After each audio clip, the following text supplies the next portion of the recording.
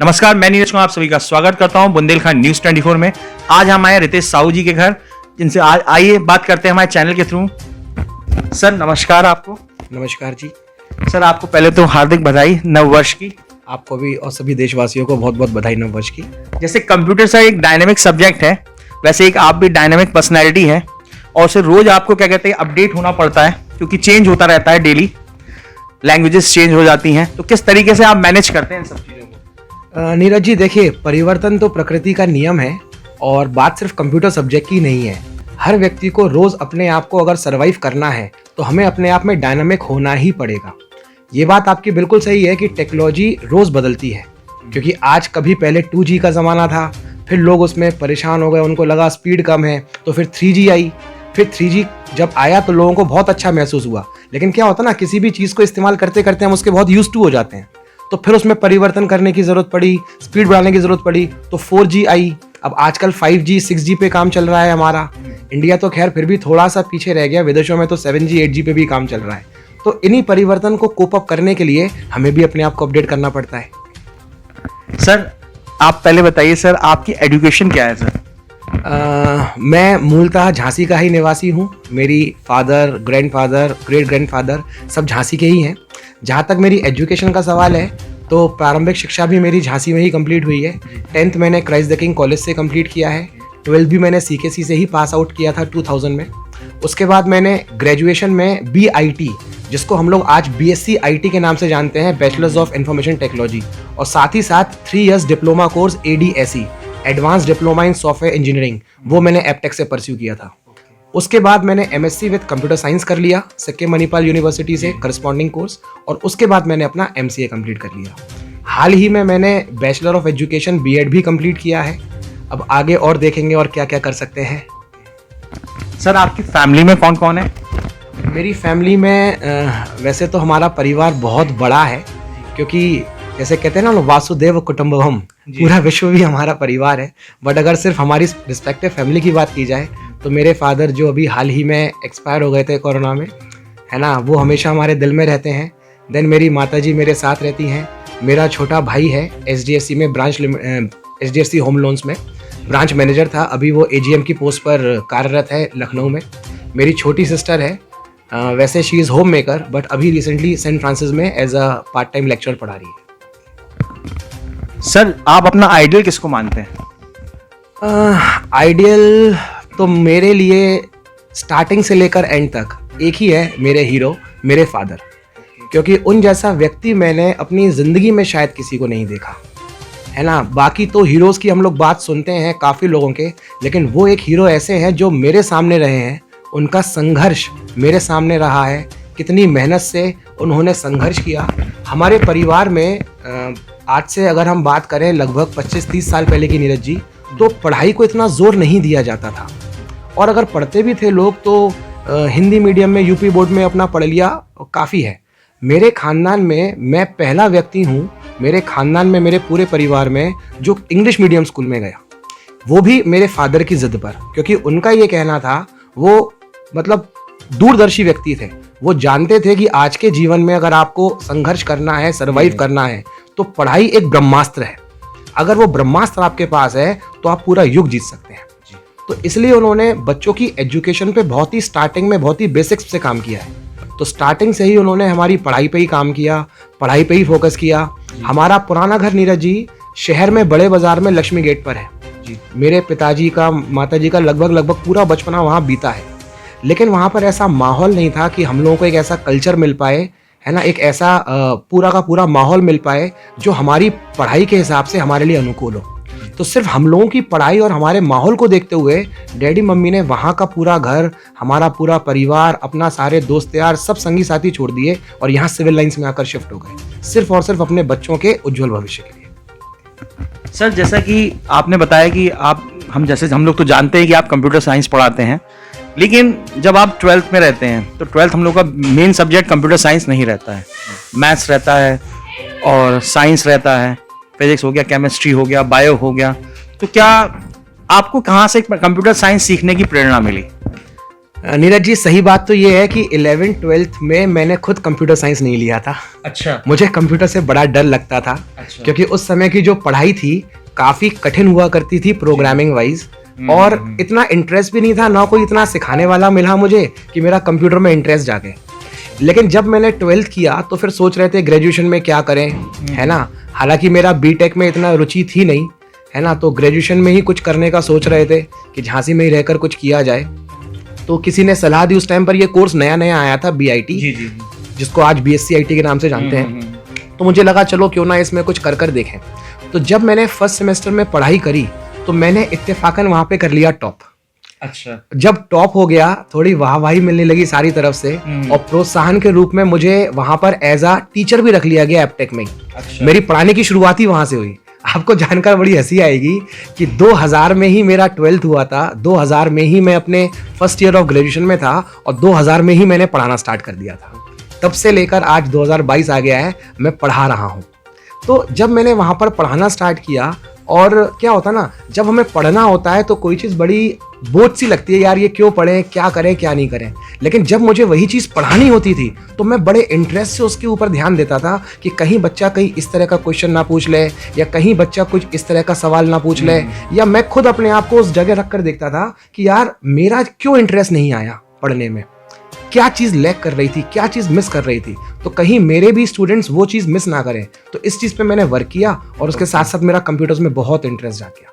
तब से आज तक इतना इंटरेस्ट जागा है कि सुबह शाम सिर्फ कंप्यूटर्स ही कंप्यूटर्स चलती है और कुछ नहीं। सर 10th और 12th में आपका फेवरेट सब्जेक्ट कौन सा था? मैं साइंस स्टूडेंट रहा हूँ, तो मुझे साइंस और मैथ्स खास तौर से बहुत पसंद थी। लेकिन मैथ्स के बाद फिर आज की तारीख में कंप्यूटर्स ही मेरा फेवरेट सब्जेक्ट है, वन एंड ओनली सब्जेक्ट है। हालांकि कभी कभी बाकी सब्जेक्ट्स भी मैं थोड़े बहुत कर लेता हूँ प्रैक्टिस, है ना। स्कूल टाइम पर मुझे इतिहास, हिस्ट्री, सिविक्स में बिल्कुल भी इंटरेस्ट नहीं था। ज्योग्राफी बड़ी बोरिंग सी लगती थी, रट्टा मार लगती थी।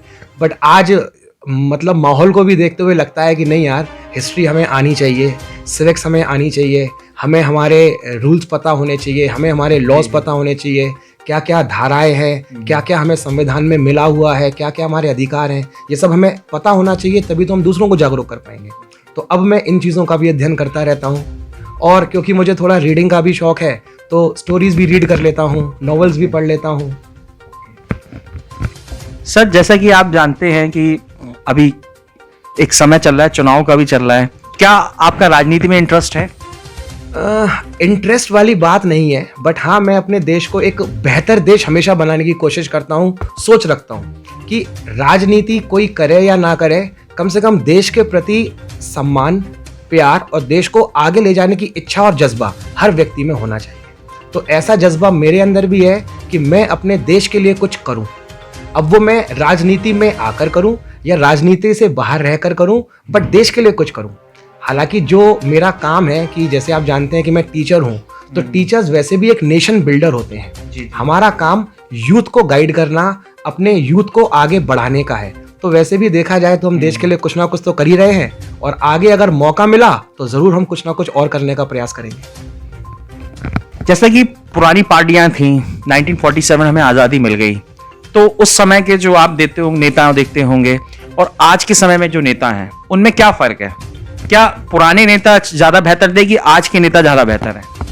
ये तो बहुत ही टिपिकल विवादपूर्ण सवाल पूछा नीरज जी आपने। चलिए इस तरह से पूछ लेते हैं, आपका फेवरेट क्या कहते हैं, वो पुराने समय का नेता कौन सा था जो आपको इंस्पायर करता था?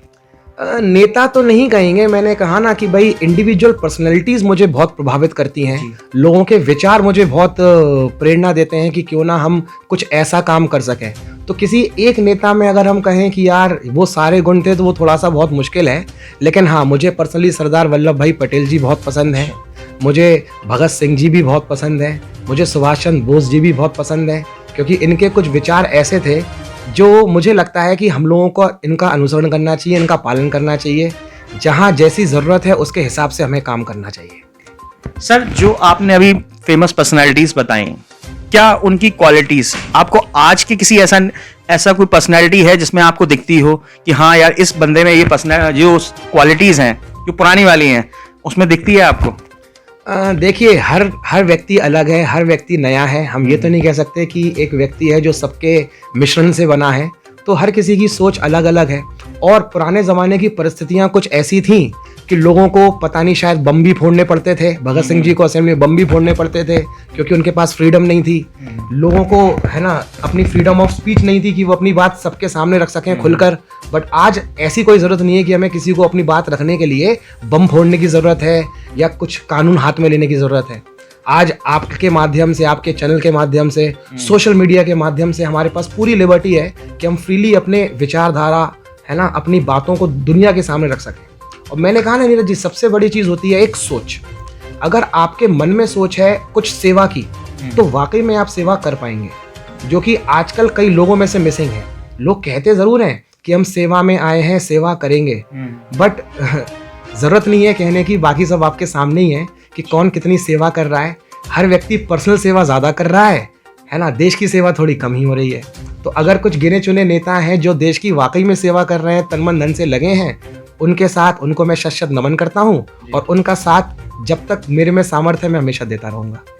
अच्छा, ऐसी कौन सी पर्सनैलिटी है जो अभी आपने बताया कि जो इंस्पायर करते हैं, तो ऐसा कौन सा नाम है जो आपको लगता है कि हाँ इसमें ऐसी क्वालिटी है जो आगे देश को ले जा सकता है? हाल फिलहाल तो अभी ठीक ही ठाक चल रहा है ना। हमारे प्रधानमंत्री नरेंद्र मोदी जी अच्छा काम कर रहे हैं। कई सारी नीतियां हैं जिनकी मुझे बहुत पसंद है। योगी जी की कई सारी नीतियां हैं जो मुझे बहुत पसंद है। बट अगर वो नीतियां वाकई में धरातल पे इम्प्लीमेंट हो जाएं तो मुझे लगता है वाकई में लोगों को उससे बहुत फायदा होगा। बट होता क्या है नीरज जी कि विजन बहुत सारे बन जाते हैं कि ऐसा हम करना चाह रहे हैं, ऐसा हम सोच रहे हैं, बट वो क्रियान्वित नहीं हो पाते। वो लाते लाते लाते है ना कि भाई हमने इतने 1000 करोड़ की कोई योजना तैयार कर दी, लेकिन जब तक वो योजना धरातल पे नहीं आएगी, बनेगी नहीं, है ना, तब तक लोगों को उसका फायदा नहीं मिलेगा। जैसे अटल बिहारी जी योजना लाए थे, उन्होंने कहा था कि हम क्यों ना सारी नदियों को जोड़ दें। तो मुझे उनकी योजना बहुत अच्छी लगी थी, क्योंकि आज कहीं पर हम कहते हैं बाढ़ आ गई, कहीं हम कहते हैं सूखा पड़ा हुआ है। तो यार ऐसा क्यों है कि कहीं एक्सेस में वाटर है और कहीं वाटर है ही नहीं। अगर ये नदियां सारी की सारी एक दूसरे के साथ चैनलाइज्ड हो जाए तो हम पूरे के पूरे पानी को जहां चाहे वहां पर भेज सकते हैं। तो अगर कहीं एक्सेस में पानी है तो उसे हम कहीं और डाइवर्ट कर देंगे जहां पर पानी की कमी है, और कहीं पानी नहीं है तो जहां ज्यादा पानी था वहां पर आराम से लेन देन कर सकते हैं। बट चीज यही हो गई ना बात कि भाई सोच तो चलो अच्छी है, लेकिन जब ये आएगी धरातल पे, ये पॉलिसी इंप्लीमेंट होगी, तब इसका फायदा लोगों को और हमें नजर आएगा। सर, जैसा कि एजुकेशन से बुंदेलखंड की हम बात करते हैं, आप भी एजुकेशन से जुड़े हुए हैं, लेकिन जब लोग ग्रेजुएशन करते हैं, यहाँ पर पोस्ट ग्रेजुएशन कर लेते हैं, लेकिन जब हम परसेंटेज वाइज देखते हैं उन लोगों को नौकरी नहीं मिल पा रही है या अपने आप को वो कहीं ना कहीं एस्टेबलाइज नहीं कर पा रहे हैं युवा। यही अगर आप कंपेयर करें बड़े सिटीज की, जैसे दिल्ली हो गया, वहां से लोग क्या कहते हैं ग्रेजुएशन करते हैं और वो अपने आप को एज अ एम्प्लॉयमेंट के लिए तैयार कर लेते हैं, लेकिन हमारे वो युवा में वो कमी दिखती है। क्या एजुकेशन की कमी है, क्या पढ़ाने वालों की कमी है, या पढ़ने वालों की ही कोई कमी चल रही है? क्या प्रॉब्लम है? नीरज जी, कमी तो मुझे किसी एक व्यक्ति की नहीं लगती, पूरी की पूरी सिस्टम की कमियां हैं। थोड़ी थोड़ी कमियां खामियां सभी लोगों में है। कुछ पढ़ने वालों की भी कमी है, कुछ पढ़ाने वालों की भी कमी है, कुछ नौकरी देने वालों की भी कमी है। तो कुछ ना कुछ फॉल्ट हमारे सिस्टम में ही है। रही बात आपने कहा कि दिल्ली में लोग तैयार कर लेते हैं अपने आप को, तो मुझे नहीं लगता है ऐसा कि दिल्ली में कोई बहुत ज्यादा प्रिपेयर कर पाता होगा अपने आप को। दिल्ली या किसी भी आप मेट्रो की बात सर, परसेंटेज वाइज मैं बताऊं आपको, अगर 100% की अगर आज मैं बात करता हूं तो 100 में से अगर मान लीजिए वहां पे अगर 70 या 80% है तो अपना रेशियो तो 10% भी नहीं जा रहा है। ये आप मानते कि नहीं? उसका बहुत बड़ी वजह है माहौल। अगर हम यूपी की बात करें तो यूपी में हमारे गांव, देहात, खेड़ा कितना है, यहाँ पर पढ़ने के प्रति लोग जागरूक कितने हैं। अगर हम दिल्ली की बात करें तो दिल्ली हमारे यूपी के कंपैरिजन में बहुत छोटा है, और उसमें भी पॉपुलेशन जो यूपी बिहार से पढ़े लिखे लोग हैं वो वहाँ पहुँच जाते हैं मेनली। तो वहाँ पर इंडस्ट्रीज वगैरह भी काफ़ी हैं, तो वहाँ पर बाहर की अपॉर्चुनिटीज लोगों को मिल जाती हैं। इस वजह से वो रेशियो में डिफरेंस आपको और हमें देखने को मिल रहा है। अदरवाइज संसाधन जो जितने जैसे वहाँ पर हैं वैसे ही यहाँ पर भी हैं, लेकिन पिछले कुछ समय में पढ़ाई का स्तर वाकई में बढ़ा है। पिछले कुछ सालों से पहले अगर आप देखें, जैसे मैं खुद आपको बता रहा हूँ कि हम लोग जब पढ़ते थे तो इंग्लिश मीडियम स्कूल, मतलब जब मैंने पढ़ना स्टार्ट किया था तो झांसी में इंग्लिश मीडियम स्कूल कितने थे? गिने चुने दो तीन। रानी लक्ष्मी पब्लिक स्कूल था, सीकेसी था, वो महंगा था, क्राइस्ट किंग स्कूल था, ले देके एक ही बसता था वो क्राइस्ट किंग, या फिर सेंट मार्क्स। हाँ, सेंट मार्क्स स्कूल था, है ना, बाकी यूपी बोर्ड स्कूल थे। आज आप देखिए कितने सारे इंग्लिश मीडियम स्कूल हैं। पहले के कई लोग मतलब प्रेफर नहीं करते थे बच्चों को पढ़ाना, लेकिन आज अगर कोई व्यक्ति कम भी कमाता है, कोई ठेला भी चलाता है, कोई चाट की दुकान भी लगाता है, कोई टैक्सी भी चलाता है, तो हर व्यक्ति चाह रहा है कि उनका बच्चा आज की डेट में पढ़े। तो युवाओं में भी अब ये देखा जा रहा है कि कम से कम पढ़ने का एक जागरूकता आई है, एक रेशियो उनका भी बड़ा है। तो हो सकता है अब ये जो हमारे आंकड़े खराब थे, आगे आने वाले समय में ये अच्छे हो जाएंगे। सर जैसे कि नई एजुकेशन पॉलिसीज आई अभी, ठीक है, तो क्या लगता है आपको कि कितनी कारगर होगी? क्या इससे हम लोग को फायदा होगा या फिर वही पुरानी वाली एजुकेशन पॉलिसी की तरह ये भी फ्लॉप हो जाएगी?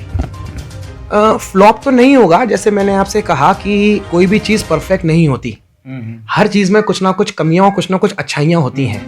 तो कमियां, पुराने वाला भी फ्लॉप नहीं था, ठीक था, इतने समय तक चला, आप और हम उसी से पढ़े हुए हैं, उसी से आज बने हुए हैं। तो अब ये जो NEP न्यू एजुकेशन पॉलिसी आई है, इसमें भी बहुत सारी अच्छी बातें हैं और कुछ कमियां भी हैं, लेकिन जैसे जैसे ना ये क्रियान्वित होगी तो मुझे लगता है इसकी कमियों को दूर किया जाएगा।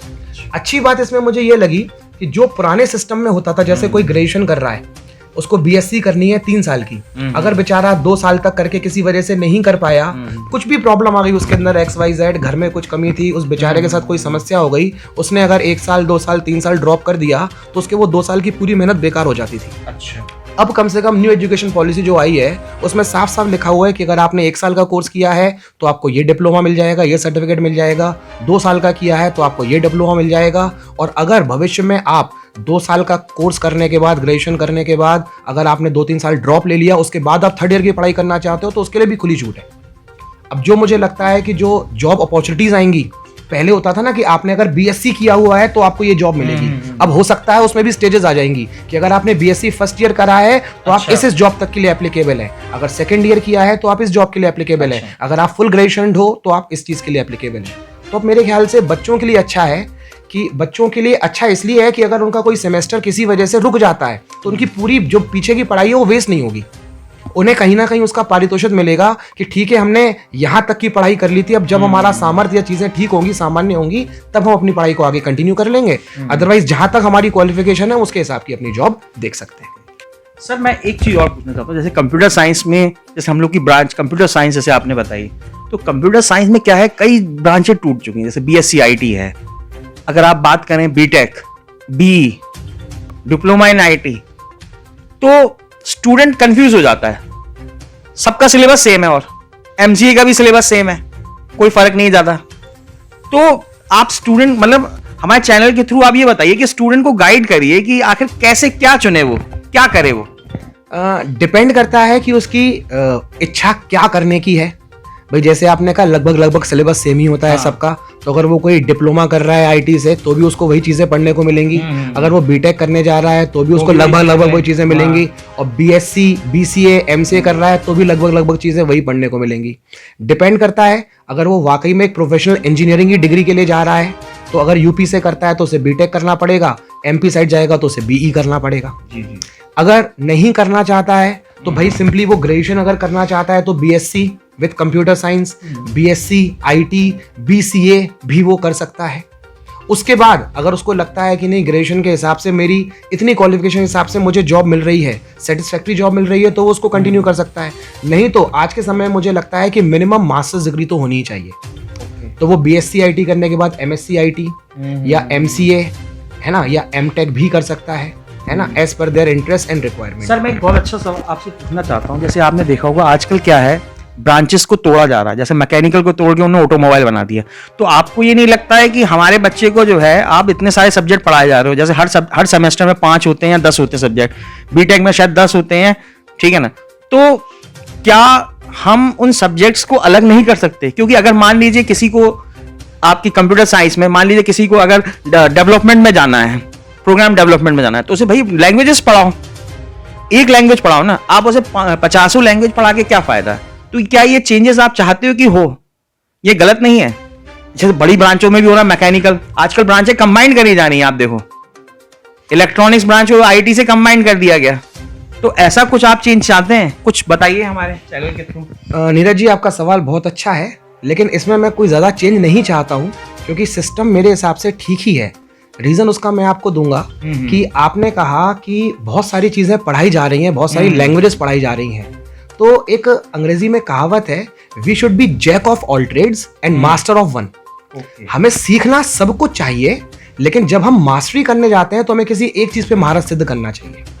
इन द सेम वे जब हम जैसे अगर हम बात करें कंप्यूटर्स की, तो कई सारे बच्चे कंफ्यूज होते हैं कि सर हम जब बीटेक सीएस से कर रहे हैं, कंप्यूटर साइंस पढ़ रहे हैं, तो हमें फिजिक्स भी पढ़ाई जा रही है, हमें मैथ्स भी पढ़ाई जा रही है, हम क्यों पढ़ें? तो वो एक्चुअली इतनी छोटी सी बात देख रहे हैं कि हमें सिर्फ प्रोग्रामिंग करनी है। लेकिन अगर मैं आपको बताऊं कि सपोज आप प्रोग्राम के थ्रू लेट से कोई छोटा सा गेम बना रहे हो, एक ऐप बना रहे हो, है ना, कैरम बोर्ड का आप गेम बना रहे हो, तो आपको क्या करना है, स्ट्राइकर ने स्ट्राइक किया, गोटी में मारा, ठीक है। अब आपने कहा कि प्रोग्रामिंग के थ्रू मैं इसका प्रोग्राम बना लूंगा, लेकिन आप मुझे ये चीज बताइए कि क्या आपको उसमें एंगल नहीं डिसाइड करना पड़ेगा कि किस एंगल पे स्ट्राइकर स्ट्राइक कर रहा है? क्या आपको स्पीड नहीं बतानी पड़ेगी, कितनी स्पीड से उसने स्ट्राइक किया, तो गोटी में कितनी स्पीड पे वो जाके कहां टकराएगी और किस एंगल पे लौट कर आएगी?